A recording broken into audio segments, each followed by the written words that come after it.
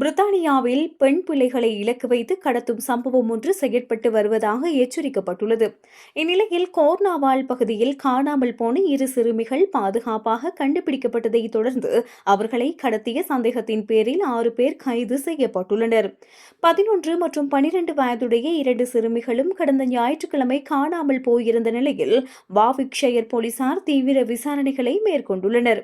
அதற்கமைய நேற்று அதிகாலை கோர்ன்வாலின் டின்டாக்கெல் பகுதியைச் சேர்ந்த 62 மற்றும் 25 வயதுடைய 2 ஆண்கள் மற்றும் 56 வயதுடைய பெண் ஒருவர் கடத்தல் சந்தேகத்தில் கைது செய்யப்பட்டனர்.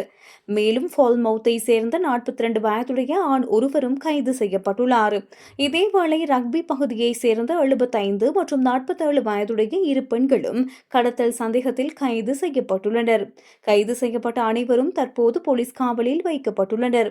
இதுகுறித்து தலைமை போலீஸ் அத்தியட்சகர் ஜான் பெல்ச்சர் தெரிவிக்கையில், எமது சார்பாக செயற்பட்ட டெமோன் மற்றும் கார்ன்வால் போலீஸ் அதிகாரிகள் தீவிர விசாரணைகளுக்கு பின்னர் சிறுமிகளை நேற்றைய தினம் பாதுகாப்பாக மீட்டுள்ளனர். அச்சிறுமிகள் எவ்வாறு கார்ன்வால் பகுதிக்கு சென்றார்கள் என்பது குறித்து நாங்கள் விசாரித்து வந்த நிலையில் இந்த 6 கைதுகளையும் மேற்கொண்டு விசாரணையை முன்னெடுத்துள்ளோம். காவலில் வைக்கப்பட்டுள்ள அனைவரும் சிறுமிகளுக்கு ஏற்கனவே அறிமுகமானவர்களே. எனவே பொதுமக்களுக்கு வேறு எந்தவித அச்சுறுத்தலும் இல்லை.